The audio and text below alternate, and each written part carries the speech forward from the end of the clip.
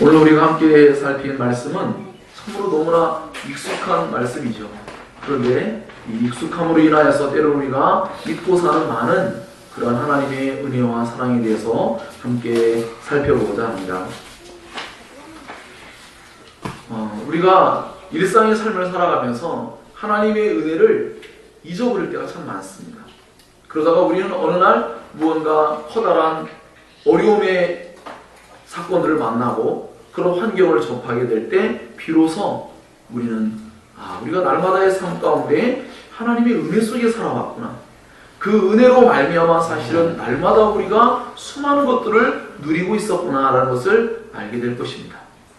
오늘 우리는 이 말씀을 통하여서 우리 모두 역시 사실은 10명의 문둥병자와 다름없는 그 한센시병에 걸린 그러한 자들과 다름없는 입장에 놓여있는, 우리 힘으로는 도저히 치유가 불가능하고 우리 힘으로는 도저히 스스로 나을 수 없고 우리 힘으로는 도저히 인간으로서의 온전한 삶을 살아낼 수 없는 비참한 입장에 있는 존재였다는 것을 참되게 인식할 때 우리는 주변의 상황과 그 모든 것들이 전혀 우리에게 들어오지 않고 오직 예수 그리스도께만 집중하여서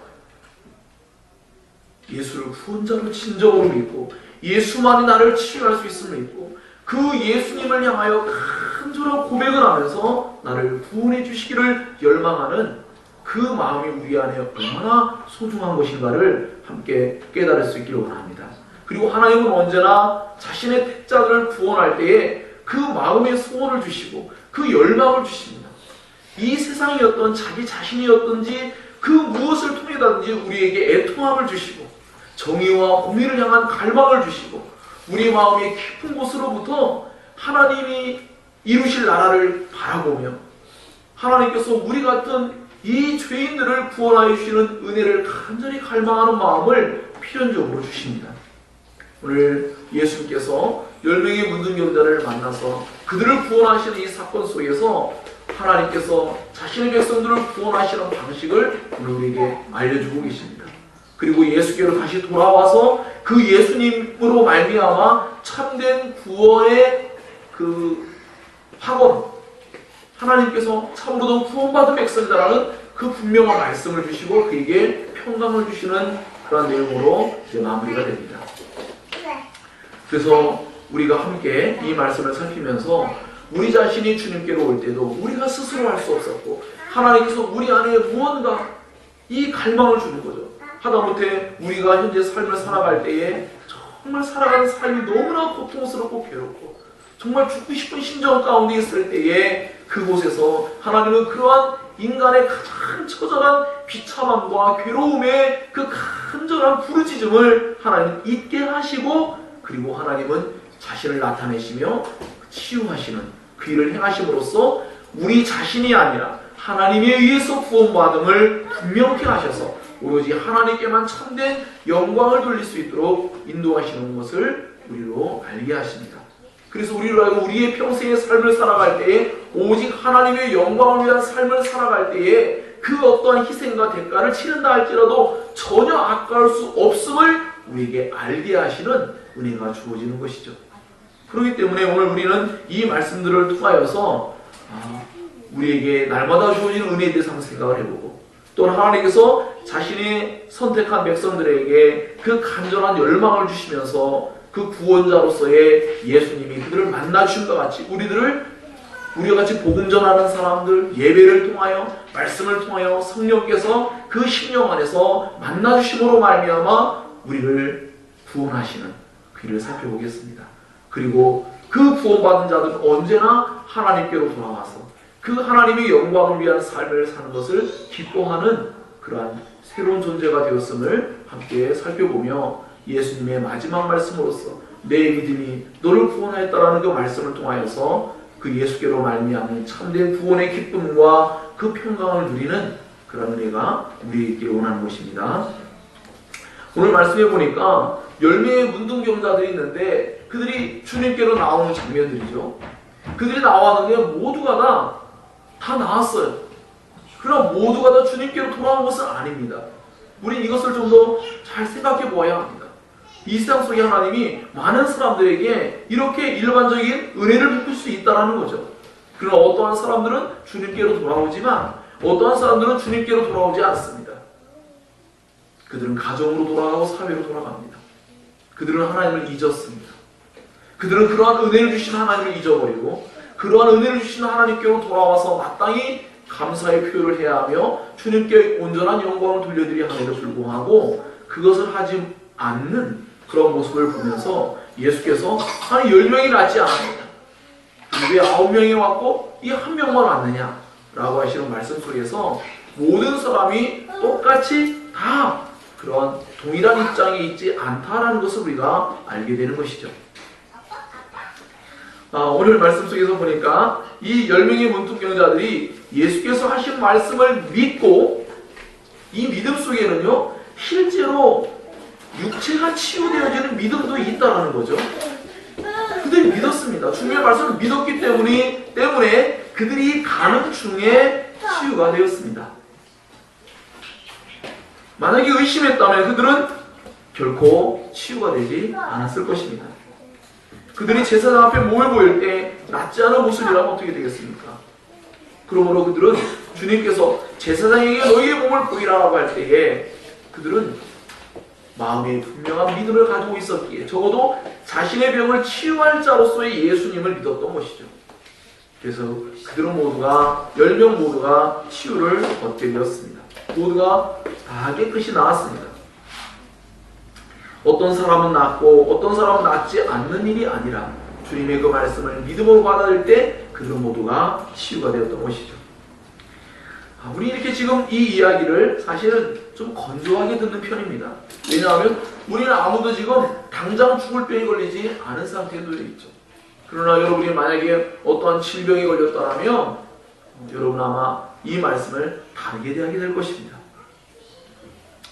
우리의 심령 안에서 성령님께서는 항상 신자들로 하여금 하나님의 말씀을 통해서 그 말씀을 실제적으로 듣게 하시는 은혜가 있습니다. 그러니까 성령께서 우리의 마음을 감동해 주시는 거죠. 깨닫게 해주시고 우리에게 진리의 빛을 비춰주시고 우리의 내면 안에서 하나님의 말씀을 가장 참된 실제로서 듣게 하시는 은혜가 주어집니다. 그래서 오늘 우리는 이 말씀을 통해서 그들의 입장이 되어서 함께 이 말씀을 살피고자 하는 것이죠.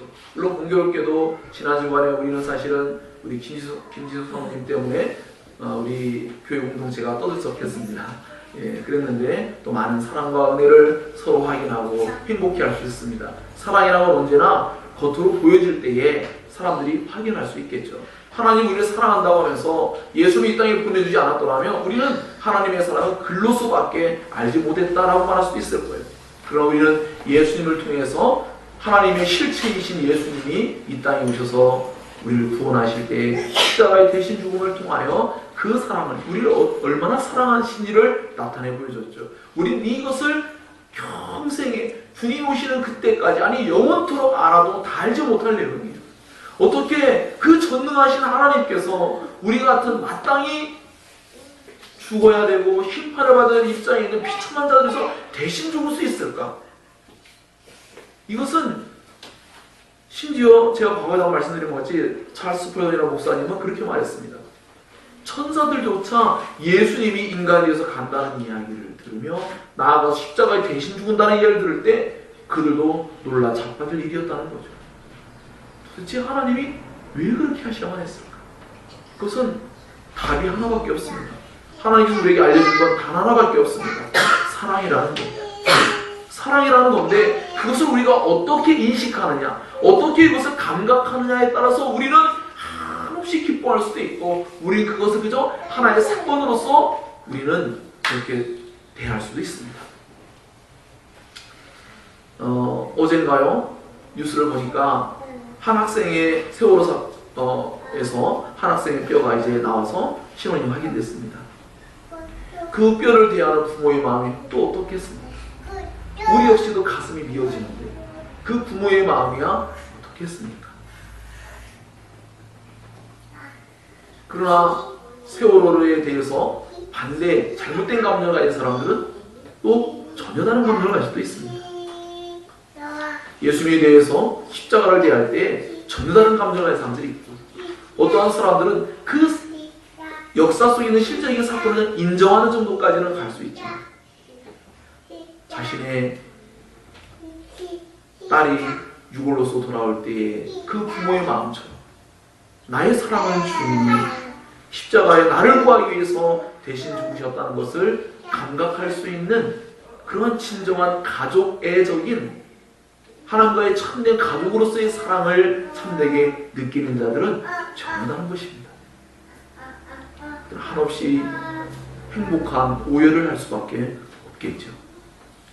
우리는 그렇기 때문에 언제나 성령께서 신자의 마음을 언제나 감동해 주시는 것, 하나님의 말씀을 듣고 떨게 하시고 하나님의 말씀을 듣고 기뻐하게 하시는 그 소중한 신앙의 감정들을 소중히 여겨야 됩니다.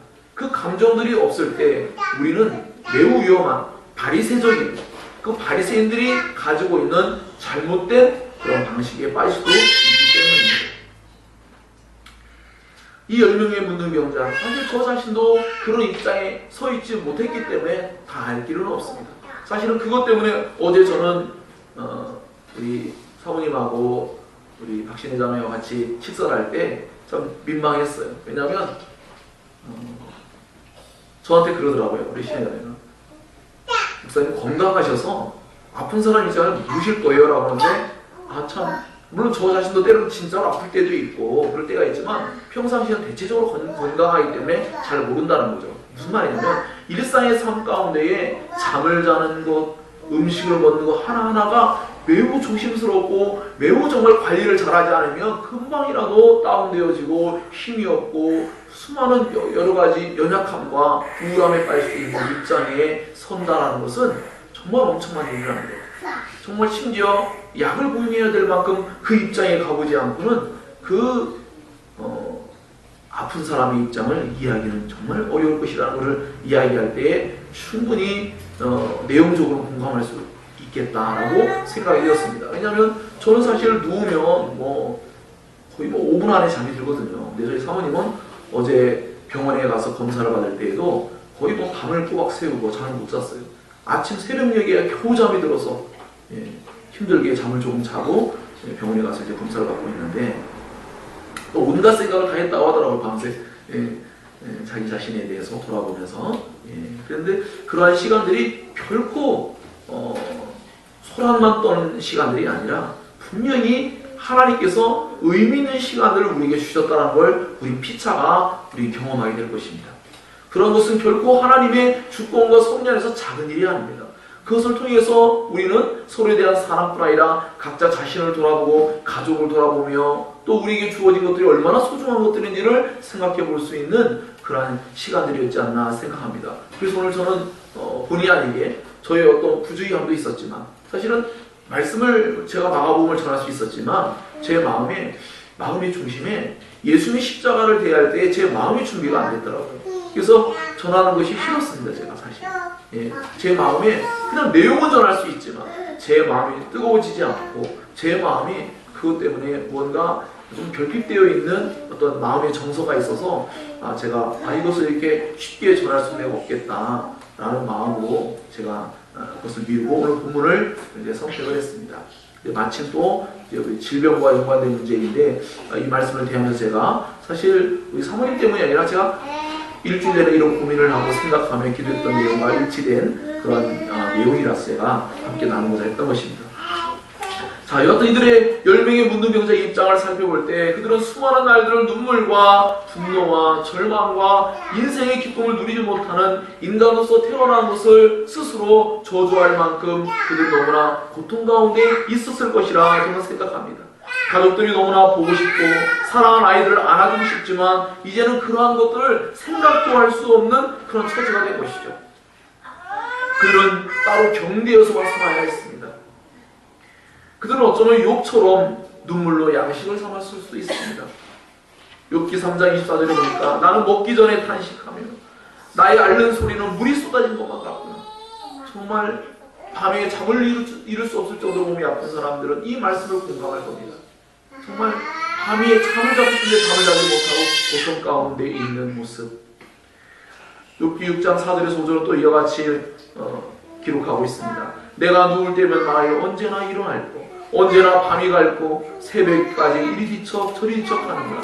내 살에는 구더기와 흑조각이 의복처럼 입혔고 내 가죽은 확장되었다가 터지는구나 라고 했어요.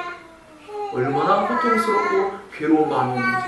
남들은 잠을 잘 때 휴식을 취하고 회복이 되어지고 편안함을 누리는 그 시간에 어떠한 사람은 너무나 고통 가운데 괴로움 가운데 그 밤 내내 그렇게 고난을 겪으며 살아야만 되는 입장에도 있다라는 것입니다.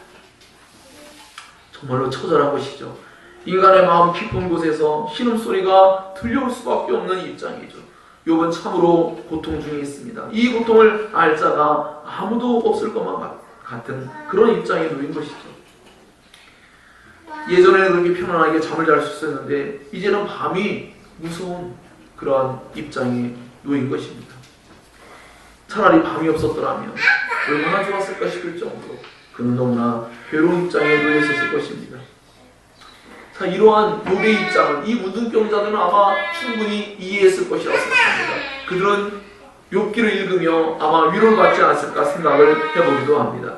욥은 날마다 일상적인 그러한 삶이 이제는 일상적이지 않음으로 인하여 큰 괴로움 가운데 있는 것이죠.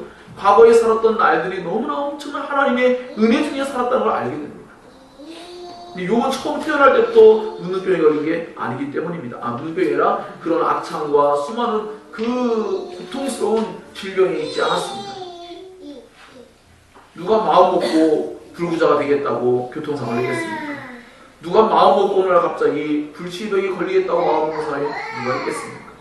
어느 날 살다 보니 자기는 이해할 수 없지만 어떠한 무시무시한 질병이 찾아오기도 하고 엄청난 사건과 재해를 만나서 갑자기 일순간에 걸을 수 없으며 누울 수 없으며 음식을 먹을 수 없으며 정상적인 삶을 살 수 없는 그런 입장에 놓이게 될 때에 얼마나 마음에 비통함을 느끼겠습니까?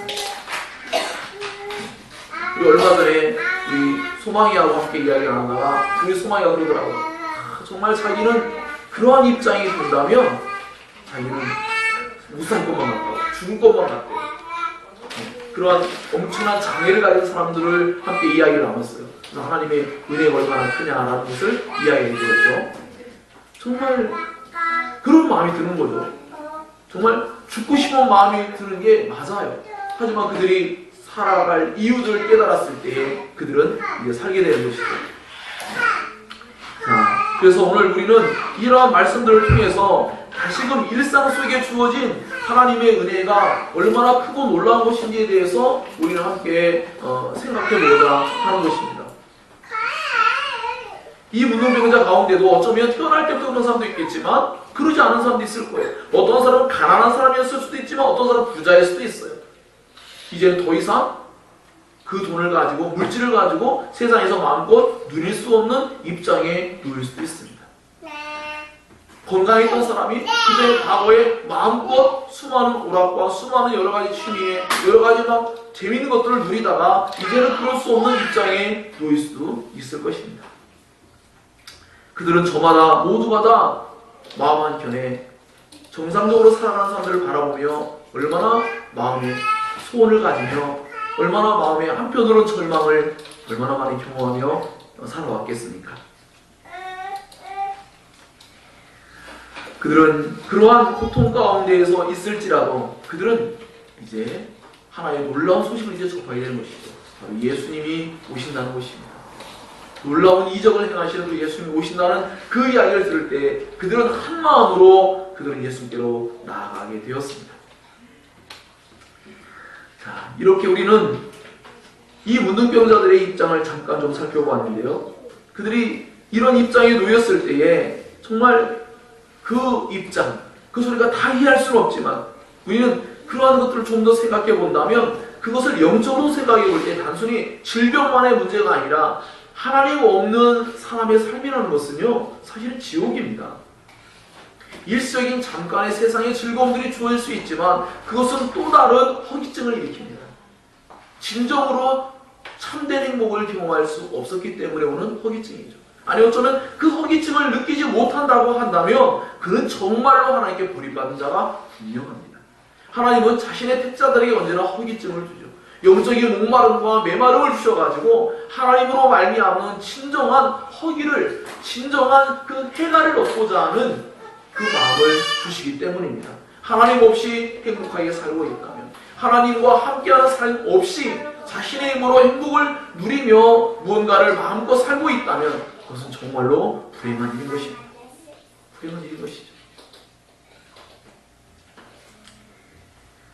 우리는 조금 아까 찬송을 부르면서 주 없이 살 수 없네 그랬습니다.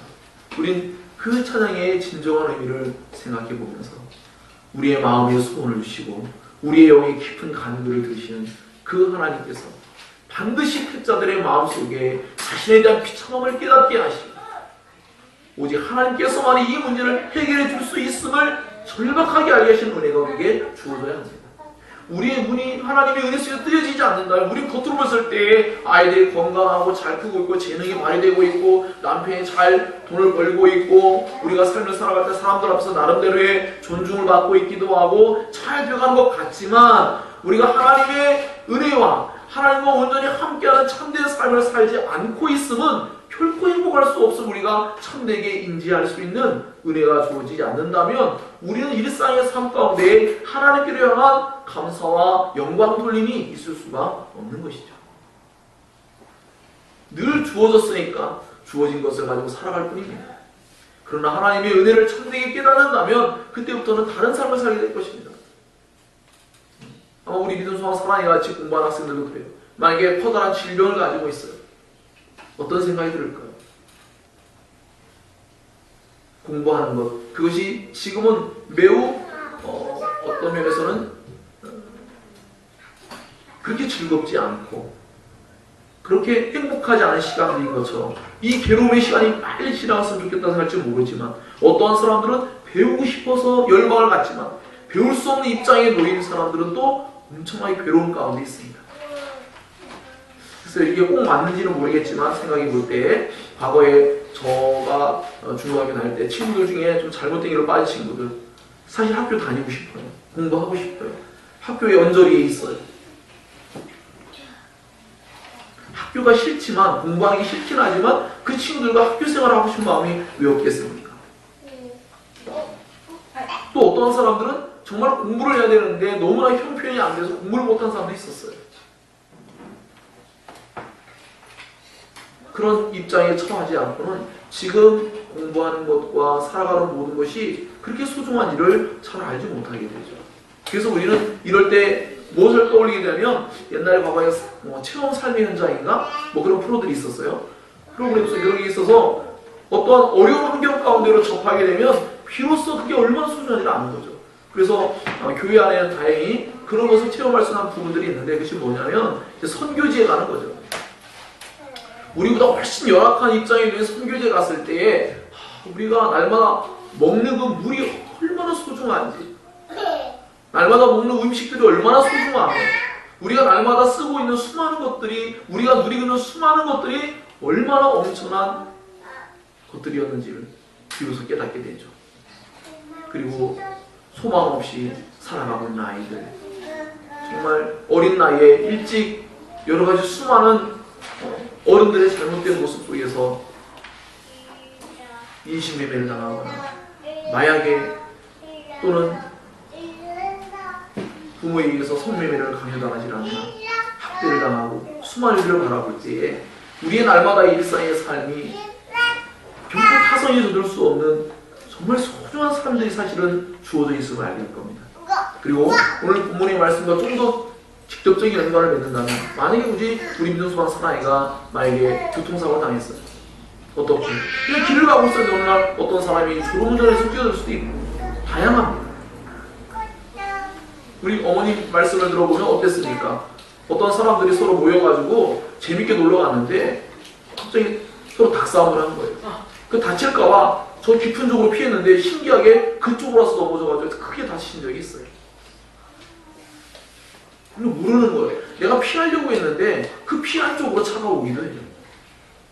아무리 자기가 운동신경이 좋아도 결코 그 모든 것들을 피해갈 수 없어요.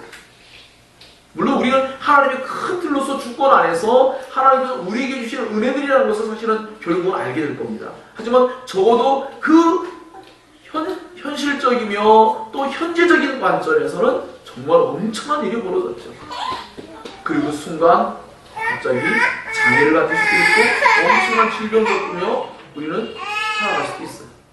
현재 주어진 모든 것들 속에 늘 감사하며 늘 그것을 하나님의 은혜인 줄로 알고 늘 살아가야 합니다. 물론 우리는 고난이 오거나 그런 재난을 만났을 때조차도 그것도 우리는 결국 은혜라는 걸 또 알게 되기도 합니다.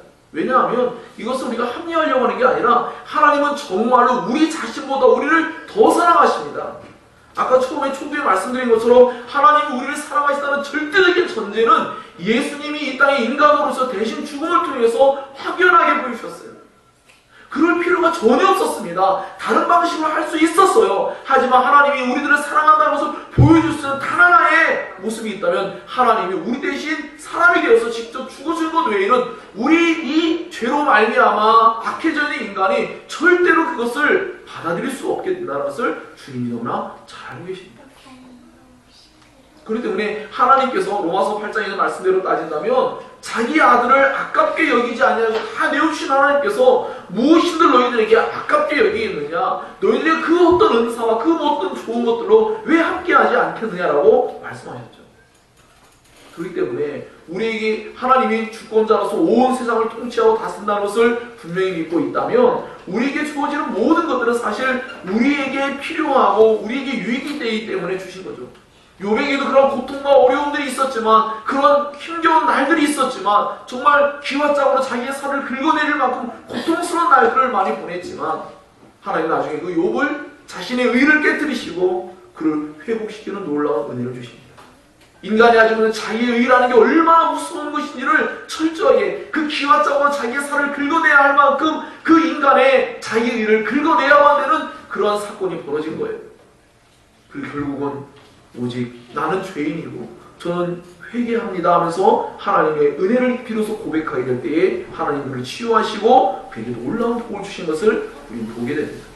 하나님이 그렇게 엄청난 과정을 겪게 하셨을까? 그것이 아니면 인간은 고백을 하지 않아요. 고백할 수 없어요. 그 힘겨운 과정이 있지 않고는 결코 그 고난이 있지 않고는 결코 부활의 영광, 십자가가 없이는 부활은 있을 수 없는 거죠. 그 고난이 있지 않고 진정한 감사를 알 수 없어요. 정말 며칠을 굶어보지 않은 사람, 굶어보지 않고는 그 빵 한 조각이 얼마나 행복한지를 알지 못하죠. 그래서 우리가 생각할 때 욥이 겪고 있는 고난, 또 수많은 성경 인물들의 고난을 하나님이 그렇게 하셨을까? 여러분이 흔히 정말 좋게 생각해서 늘 요셉이라는 이름을 선호하고 짓지만 요셉의 일생을 놓고 본다면 어마어마한 고통의 시간을 보냈습니다. 하나님 요셉 사랑하세요. 그 사랑하는 자에게 고난을 주는 거죠. 히브리서의 관점으로 본다면 하나님이 사생자라면 간섭하지 않아요.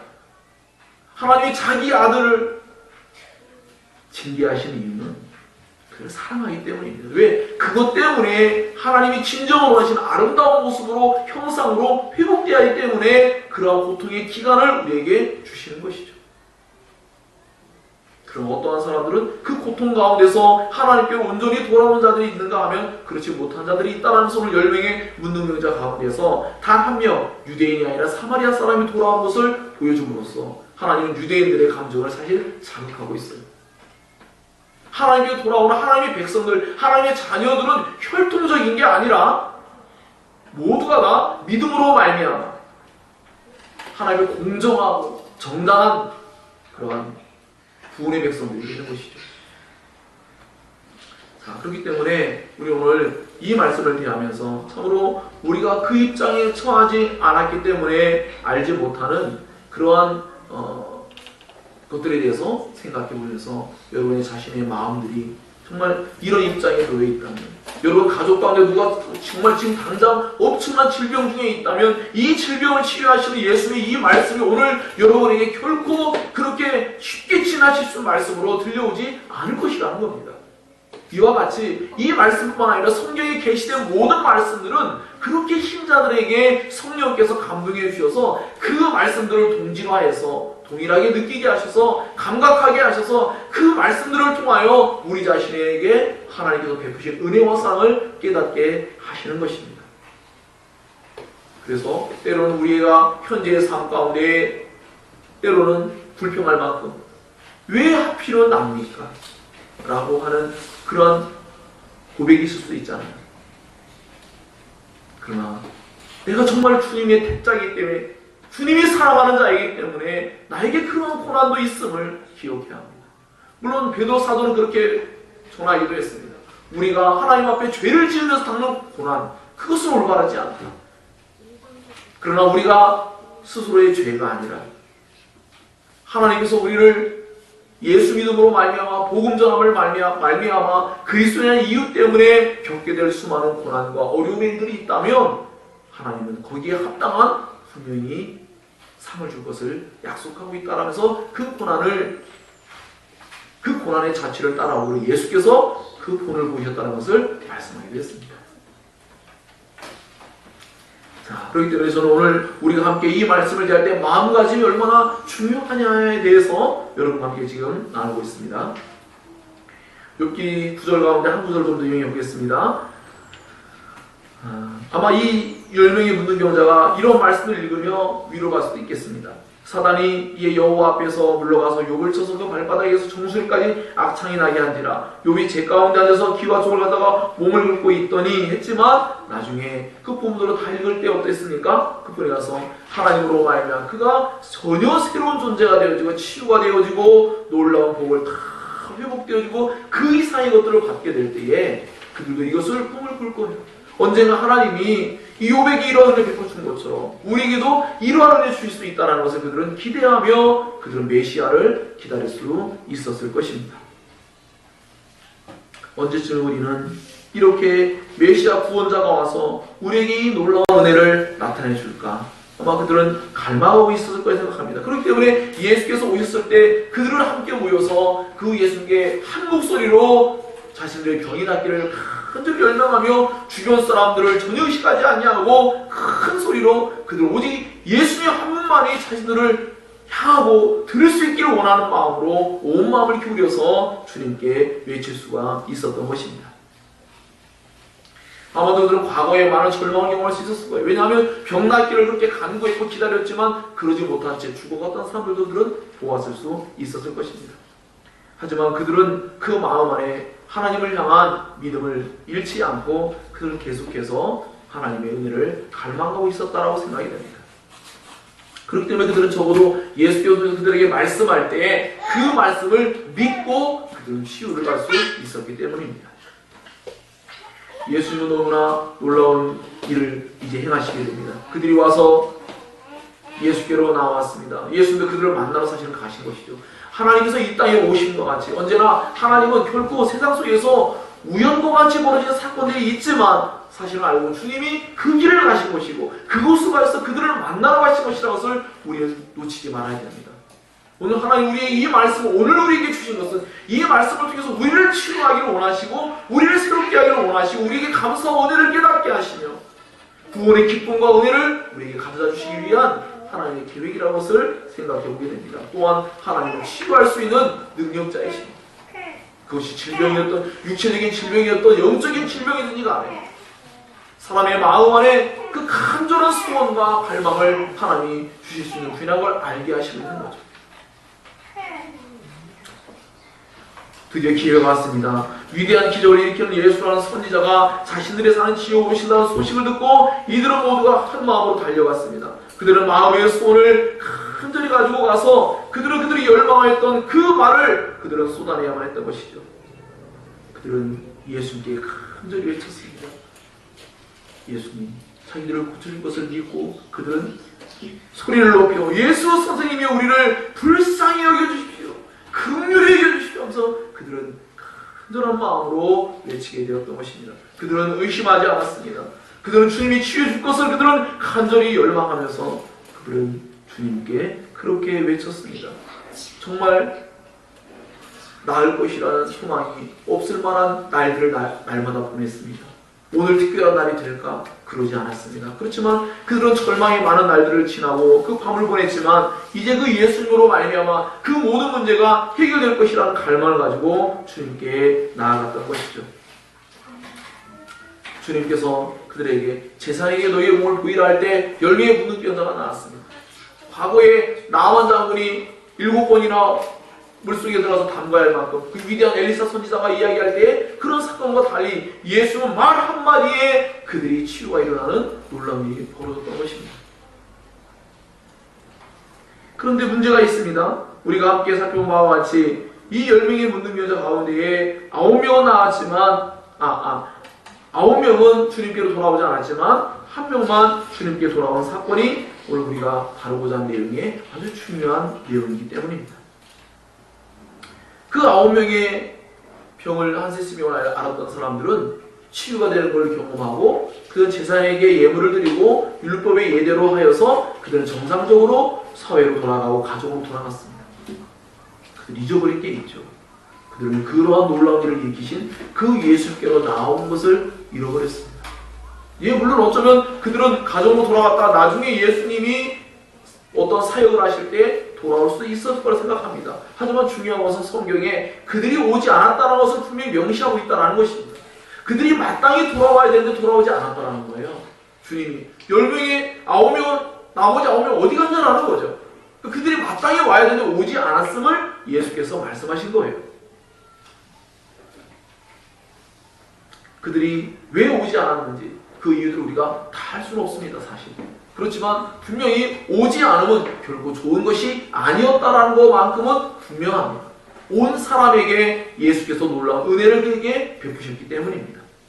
그래서 치유만 되는 것으로 맞췄다라면 오늘의 이 말씀이 그냥 그 사건으로 끝날 거예요. 한 사람이 돌아옴으로 말미암아 치유가 일어난 뒤에 그가 주님께로 나온 그 사건이 뭔가 의미가 있기 때문에 이것이 기록된 것입니다. 우리 역시도 때로는 예수님의 십자가의 중심을 통하여 그 부활을 통하여 우리가 놀라운 죄에 대한 용서와 또 부활에 대한 영광스러운 소망을 갖고 우리는 삶을 살고 있습니다. 우리가 그와 같은 은혜를 받았음에도 불구하고 때로는 우리는 어떠한 삶을 사느냐, 그 9명의 사람들처럼 우리는 세상으로 또 가정으로 수많은 여러 가지 더 그것을 우선순위에 두어서 그것으로 나아갈 때가 많습니다. 하나님의 은혜를 자꾸 망각하고 잊어버리게 되면 우리는 하나님을 최우선에 두는 것을 잊어버립니다. 그러한 은혜를 베풀어 주신 그 예수님께로 돌아오고 그 마땅한 감사를 표하며 영광 돌리는 그 일을 행하는 일을 우리는 너무나 가볍게 여길 수가 있는 것이죠.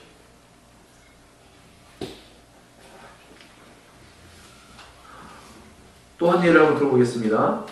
아까 조금 말씀드렸지만 요셉의 사건을 볼까요? 요셉의 사건 속에도 떡 맡은 관원장이었고 술 맡은 관원장이 있었죠. 그렇죠? 함께 둘 다 그들의 꿈을 요셉이 해석해 줌으로 인하여서 둘 다 감옥에서 나갑니다. 떡 맡은 관원장은 죽게 되고 술 맡은 관원장은 관직을 회복하게 됩니다. 그런데 그 술 맡은 관원장이 그만 요셉을 잊어버렸습니다. 그건 정말 올바른 것이 아니겠죠. 우리 모두가 충분히 공감할 수 있는 일이지 않습니까? 하지만 하나님은 요셉을 기억하고 계셨죠. 하나님이 기억하고 계십니다. 우리는 사실 망각할 때가 많습니다. 과거에 우리가 하나님 이렇게 하면 제가 이렇게 하겠습니다. 얼마나 많은 날들을 고백했습니까? 우리 잊어버렸어요. 우리 자신을 고백하고 잊어버렸습니다. 왜요? 관직이 회복되니까 이 일에 바빠요. 해야 될 것들이 많아요. 행복하게 사니까 과거에 자기가 그 노예가 아니라 그 감옥 속에서 죄수의 입장에 있을 때 그 고통스러운 날들을 잊어버린 거예요. 하나님께서 은혜를 주시니까 나중에 그것을 생각나게 하고 요셉이 다시금 바로 왕에게 불려가서 그곳에서 다시금 회복되어지는 어떠한 일들로 하나 이제 전개되는 이제 일들이 벌어지는데요. 어쨌든 하나님은 언제나 기억하시는데 우리가 기억하지 못함이 있고요. 언제나 하나님께 영광 드리는 삶을 살아야 됨에도 불구하고 그러지 못한 모습은 결코 올바르지 아니함을 알게 됩니다. 성경 속에는 존귀에 처하나 깨닫지 못하는 사람은 멸망하는 짐승과 같다라고 표현하기도 했습니다. 우리는 언제나 우리의 삶의 우선순위가 무엇인지를 좀 생각해 보아야 합니다. 그들이 그렇게 했던 것들에 대해서 모든 걸 비판하기는 어려울 수 있어요. 그러나 주님은 분명히 주님께로 돌아와야 될 일들에 대해서 분명히 언급하셨기 때문에 이 일이 중요한 일이고 이 일이 우선순위 되어야 된다는 것을 우리에게 알려주고 있는 것만은 분명합니다. 누가 어떻게 해서 우리가 이 놀라운 은혜를 얻게 되었습니까? 예수님의 십자가의 은혜 아니겠습니까? 그 놀라운 은혜를 받았음에도 불구하고 우리 날마다의 삶을 살아갈 때에 그 십자가의 은혜를 잘 잊어버립니다. 부활의 영광과 그 소망을 또 잃어버리고 살 때도 많이 있습니다. 우리 이것을 자꾸 회복하고 다시금 새롭게 될 필요성이 있는 것이죠.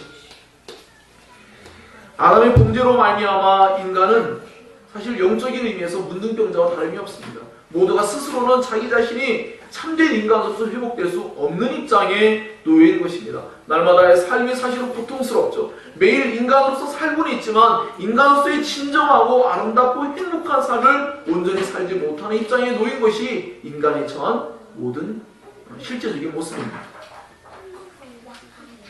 그것이 바로 저는 오늘 본문에 나와 있는 10명의 문둥병자들이 겪고 있는 그 아픔과 고통, 그것이 오늘 현대의 모든 사람들의 입장이다라고 볼 수가 있을 겁니다. 물론 우리 그리스도인들은 그 입장하고는 좀 더 다르다고 생각됩니다. 분명히 우리는 그 모든 것을 그리스도 예수 안에서 모든 것이 해결되었죠. 하지만 때로는 현재의 삶 가운데서 그러한 행동을 여전히 보일 수도 있는 것이죠. 우리는 멸망을 받거나 우리의 구원을 잃어버리진 않습니다. 그러나 현재의 삶 가운데 구원의 기쁨을 회복해야 되는데 잃어버리게 될 때에 하나님의 은혜를 무언가 온전히 경험하지 못하게 될 때 우리 안에도 여전히 안 믿는 사람들처럼 그렇게 때로는 근심과 걱정과 염려와 수많은 고통이 올 수도 있다는 것이죠. 물론 본질적인 차이는 있겠지만 분명히 그런 면이 있는 것만은 사실입니다. 자, 그래서 이와 같이 이 세상에서 수많은 사람들이 다양한 측면에서 자기 자신을 의지하고 과시하고 살고 있지만 또 세상의 많은 것들을 누리며 행복하게 살아가고 있지만 성경의 관점은 그들 모두가 다 하나님 앞에 이 10명의 문둥병자와 같이 그들 모두 그러한 비참한 입장에 놓이는 사람들과 다름이 없다는 거죠. 어떻게 비교한다고요?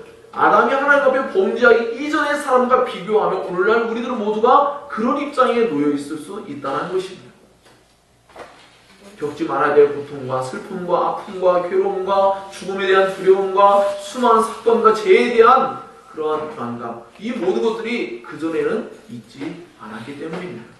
그런 입장에 놓고 본다면 현대인의 모든 삶은 이 10명의 문둥병자와 같은 그러한 고통과 괴로움의 어떤 삶을 분명히 살고 있는 측면이 있다는 것을 우리가 함께 이해할 필요가 있는 것이죠. 과거에는 그렇게 지겹게 느껴지던 날마다 일상생활이 이제 너무나 그립고 너무나 소중했던 그들에게 예수께서 그들을 만나주시고 그들에게 찾아오셔서 과거에 그들이 소문을 들을 때 우리가 마가복음서에 들었지 않습니까? 어떤 여자가 예수님께 옷가에 손만 대었는데 나았다더라. 예수님 어떤 아이의 손을 붙잡았더니 일어났다더라. 죽었던 아이가 살아났다더라. 수많은 이야기를 들었어요. 어떻습니까? 문둥병자들은 격리되어 있어요. 가까이 갈 수도 없어요. 예수를 붙잡을 수도 없고 예수님이 잡아줄 수도 없는 입장에 놓여 있을 때 그들이 얼마나 괴롭겠습니까? 그런데 예수는 놀랍게 말씀만으로 그들을 치유할 수 있었습니다. 물론 다른 이적들 속에는 예수님이 친히 치유하시면서 그들을 붙잡는 사건이 또 나타나기도 합니다. 그것은 그들에게 보여주기 위함이시죠, 예수님이. 어쨌든 이들의 입장에서는 적어도 예수께서 계신데 멀리서 그 예수님과 함께 따라다니는 우리들을 바라볼 때 얼마나 부럽겠어요. 나도 저 자리에 간다면 치유받을 수 있을 텐데 할 수 있지 않겠습니까? 그러나 그들은 그러한 열망과 간절함을 표현해야만 했습니다.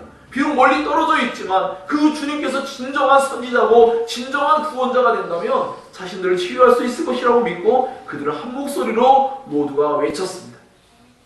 그리고 그들은 치유를 받을 수가 있었던 것입니다. 이와 같이 우리 안에 그러한 하나님께로 향한 믿음과 갈망과 열망, 비록 어떤 고난과 우리에게 힘겨운 어떤 일들이 벌어지고 있지만 그 모든 것들이 하나님 자신의 백성들을 구원하기 위한 방식들이고 과정이라는 것을 이해할 수 있어야 한다는 것을 지금까지 말씀드렸습니다. 간절함, 절박함, 이것은 우리의 마음속에서 그것을 만들어낼 수 없습니다. 그래야지. 그렇지 않습니다. 비로소 우리는 손에 작은 가시가 하나 박혀야 아픔을 느끼고 그제야 우리는 어떤 고통을 경험하기 시작합니다. 우리의 마음 안에 다른 영혼에 대한 좋은 부담감, 고통, 구원받지 못한 사람들을 향한 그를 바라보는 우리의 마음속에서 불어나오는 그들의 입장을 생각하는 것. 우리가 오래 가정을 따라가니까 이 자리에 함께하지 못한 사랑하는 가족들을 생각할 때 우리가 결코 행복하면서 또 행복할 수 없는 입장에 놓이게도 되지 않습니까? 그런 살 때 그들의 신음소리, 탄식소리 우리가 함께 들을 수 있어야겠죠. 주님은 들으시고 계시거든요. 결국 하나님은 그들의 심령 안에서 하나님을 향한 열망을, 간절함을, 결국 절박함을 겪게 하셔서 오게 하십니다. 그래서 우리가 너무 자주 흔하고 너무나 평이하게 잘 쓰여지는 예화들 중에 하나지만 사실 그것이 어떤 면에서 맞기 때문입니다. 때로는 질병을 통해서, 때로는 여러 가지 수많은 일들을 통해서 그런 일들을 겪게 됩니다. 그게 나은 거죠. 왜? 그렇게 해야만 그것이 나은 거예요. 이 세상의 모든 것을 잃어버려도 주님을 잃지 않는 것이 가장 좋은 것이기 때문에 하나님은 자기 백성을 사랑하셔서 그 모든 것들을 결국은 일시적으로 잠깐이지만 그것들을 뭔가 우리에게 손실을 느낄 만큼 고통을 주시기도 하지만 그거하고 도저히 비교할 수 없는 영광스럽고 영원하며 참된 것으로 우리에게 충만하게 채워줄 것을 성경은 언제나 우리에게 약속해주고 있습니다.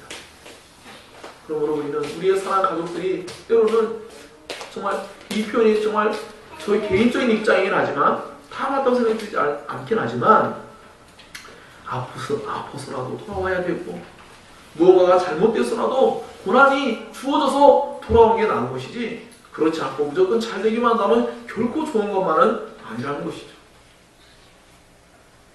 사람의 심령 안에 분명히 그런 면이 있다고 생각합니다. 결코 인간은 아무리 자기가 현재 잘 되고 있어도 그 영혼 안에 있는 그 고통이 있습니다.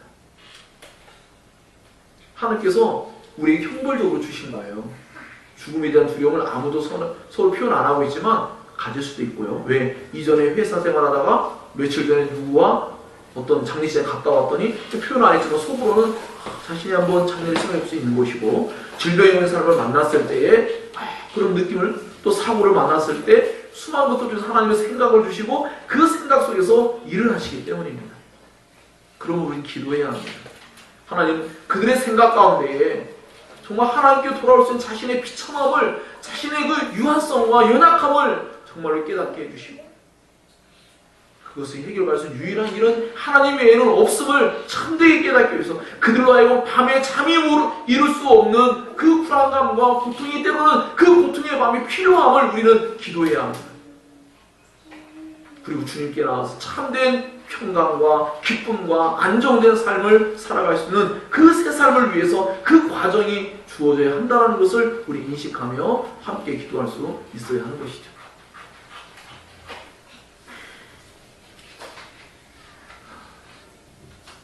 그러므로 우리는 예수께서조차도 이런 표현을 했습니다. 히브리서 5장 7절에 보니까 그는 육체에 계실 때 자기를 죽음에서 능히 구원하실 이에게 심한 통곡과 눈물로 간구와 소원을 올렸고 그의 경외하심을 인하여 들으심을 얻었니라 그랬습니다. 그는 육체에 계실 때라고 했는데 이 헬라어에 쓰이는 어법을 따라 보면 그가 육체로 사는 날 동안에 라는 표현입니다. 예수 육체로 사는 날 동안에는 예수도 통곡하고 눈물로 간구하며 하나님의 간절한 소원을 외칠 수밖에 없는 입장에 놓여 있었더라는 겁니다. 그러니 우리 역시도 너무나 마땅히, 너무나 당연히 그렇게 우리 자신에게 놓여진 현재적인 상황, 우리 자녀들, 또 우리의 가족들을 생각하며 함께 그렇게 기도할 필요성이 있다는 것이죠.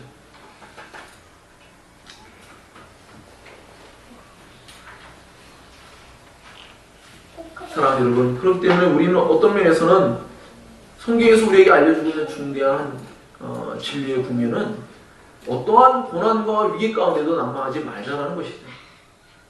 언제나 하나님이 자신의 택자에게 반드시 구원의 길로, 은혜의 길로, 그 소망의 길로 반드시 인도하시기 때문입니다.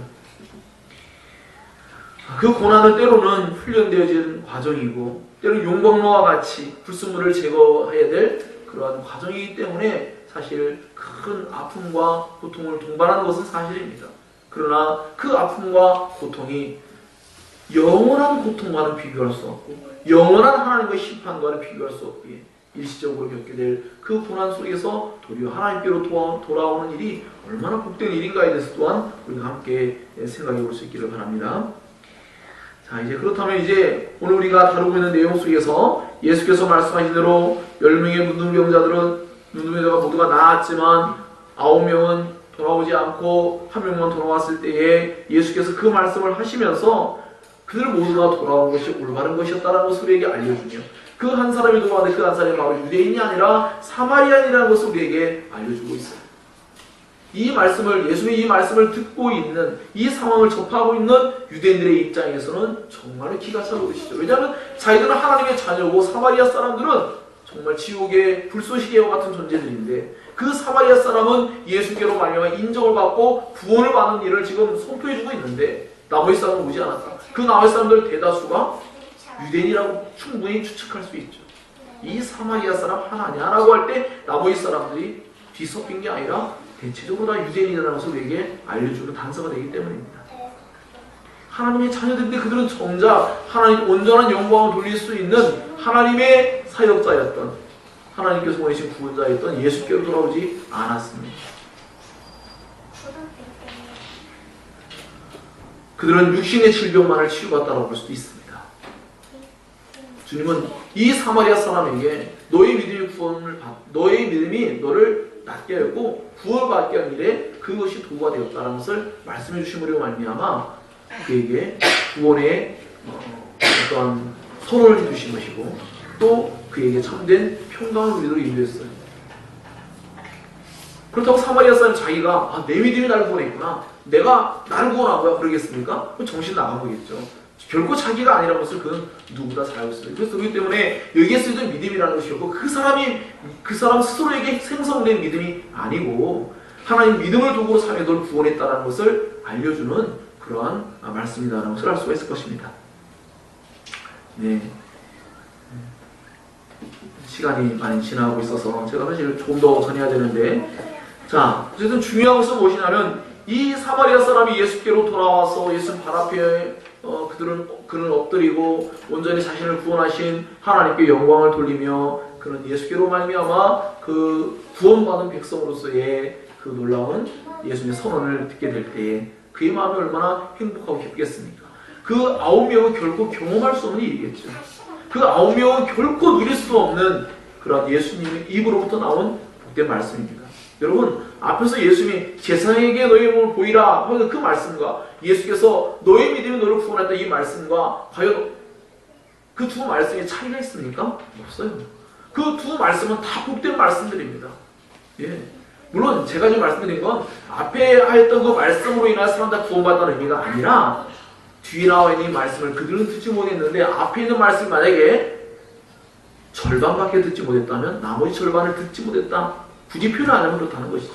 그것처럼 그들은 주님의 입으로부터 나오는 그 놀라운 은혜의 말씀을 결코 들을 수 없고 그들은 돌아가서 사람들에게 환영의 인사를 듣고 여러 가지 다른 것을 그들은 접할 수 있겠지만 그들은 예수께서 행하신 이 놀라운 뒷이야기를 결코 경험할 수 없었을 것입니다. 이와 같이 하나님의 은혜를 받은 자로서 늘 하나님께 돌아가는 자들은 하나님으로 말미암는 복된 은혜의 그런 순간과 감격스러운 일들이 늘 주어지기 마련입니다. 그러나 그렇지 않고 그런 사건들을 접하고 여전히 돌아가 버린다면 어떤 일이 벌어질까요? 여러분의 삶 가운데 말씀을 듣고 돌아가서 여전히 세상에 나아가서 하나님과 함께하는 삶을 살지 않는다면, 하나님께 온전한 영광을 돌리고 감사의 삶을 살지 않는다면 어떤 일이 벌어질까요? 이 9명의 사람과 한 사람의 비교 속에서 우리는 경험하는 것이 있지 않습니까? 우리가 마땅히 경험되어야 될 하나님의 놀라운 은혜들이 결코 경험되거나 누릴 수 없는 입장에 놓일 수 있다는 것도 우리에게 알려주고 있다는 것입니다. 자, 그렇기 때문에 이러한 하나님께서 우리를 구원하시는 이러한 일들 속에서 필연적으로 따라오는 하나의 중대한 과정이 무엇이냐라고 할 때에 오늘 조금 아까 나눴던 이 말씀이 너무나 중요합니다. 그들의 마음에 적어도 그 간절함과 절박함을 주신다는 것. 이게 얼마나 소중한 일입니까? 하나님은 그러한 가운데서 이 사마리아 사람이 주님께로 돌아와서 이방인이었지만 유대인으로 보았을 때 절대로 구원받지 못할 사람인 것만 같았지만 그가 진정으로 예수님으로 말미암아 구원의 확증을 얻게 되는 그러한 이 사건이 벌어졌습니다. 사랑하는 여러분, 교회에 와서 어떤 사람들이 치유가 되는 일이 실제로 많이 있습니다.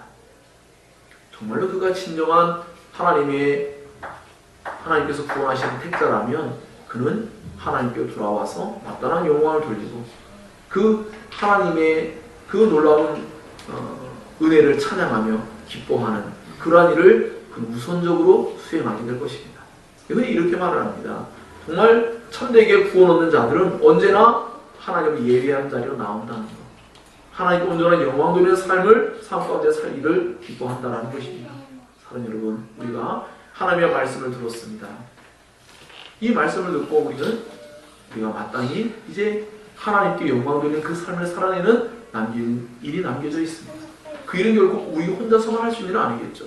그 일을 할 수 있게 하시는 하나님을 또한 우리는 믿어야 합니다. 하나님 우리에게 그 일을 할 수 있게 하시고자 하나님의 영이신 성령이 오셔서 우리에게 그 일을 이루어 주셨습니다. 하나님의 사랑이 우리의 마음에 부음받았으니 그것은 곧 성령이 신자들의 심령 안에서 내주하는 것으로 증거되었습니다. 성령이 우리 안에 내주하시는 것 여전히 하나님의 사랑입니다. 하나님의 사랑을 끊임없이 다시금 새롭게 하시고 깨닫게 하시고 감동을 경험하게 하시는 그 분이 바로 성령님이십니다. 사랑하는 여러분, 부디 우리의 마음속에 이러한 하나님의 말씀을 통해서 늘 마음에 좋은 감동과 감격 이것이 늘 있기를 소망합니다. 여러분 마음속에 하나님이 기뻐하시는 좋은 마음의 소원과 갈망과 절박함과 그 긴급함이 우리에게 주어지길 원합니다. 그게 없다면 우리는 참되게 기도할 수 없고 그게 없다면 우리는 진정한 마음에서 우리는 하나님을 의존하지 않게 됩니다. 왜? 절박하지 않으면 자기 힘으로 삽니다. 사람은. 하나님 없이도 괜찮은 거죠. 아직은 버틸만한 거죠. 그러나 하나님의 은혜가 절박하게 될 때에 그렇게 하나님께 외칠 수밖에 없고 요청할 수밖에 없게 되겠죠. 사랑하는 여러분, 우리 5월달 한 달 동안에 우리가 사랑하는 가족을 위해서 기도하면서 우리의 가족들에게 하나님 그 절박한 마음 주시고 비록 고난이 온다 할지라도 오히려 그 고난이 우리 온 가족들이 주님께 돌아오는 소중한 고난이길 원합니다. 그리고 연약하오니 그 모든 걸 우리가 하나하나 잘 감당해 나가서 은혜 달라. 하나님께서는 시험 당할 즈음에 피할 길도 내주시고 감당할 시험 외에는 허락지 아니하심을 믿고 우리는 주어진 일들 속에서 언제나 그 하나님께로 향한 간절한 절박한 그 기도가 각자의 영혼 속에서 그렇게 더욱더 큰 소리로 그들의 입에서 울려 퍼지기까지 그 일이 일어나기를 위해서 기도하시며 그 각자의 영혼들 속에 예수께서 그들의 심령 안에서 만나주시는 일들이 있게 해달라고 기도해야 될 줄로 믿습니다. 그러할 때에 하나님께서 반드시 우리는 알지 못하지만 그 내면 안에 있는 하나님의 분성의 음성, 그들 안에 있는 곤고함, 그것이 어느 날 예수를 만나서 이렇게 치유되는 사건처럼 벌어질 것이라고 믿습니다. 우리가 함께 그 일에 기도로 함께 동역하고 우리가 함께 마음을 같이 할 때에 하나님께서 반드시 놀라운 일을 우리의 기도를 들으시며 응답할 것이라고 약속하셨기 때문에 예수께서 분명히 그렇게 약속하셨기 때문에 그 말씀을 믿고 우리 그렇게 함께 행하여서 우리의 공동체가 우리의 가족들이 함께 구원받으며 함께 은혜 가운데로 나아갈 수 있는 공동체가 되도록 함께 할 수 있는 우리가 되기를 소망합니다. 네, 기도하겠습니다. 들은 말씀을 기억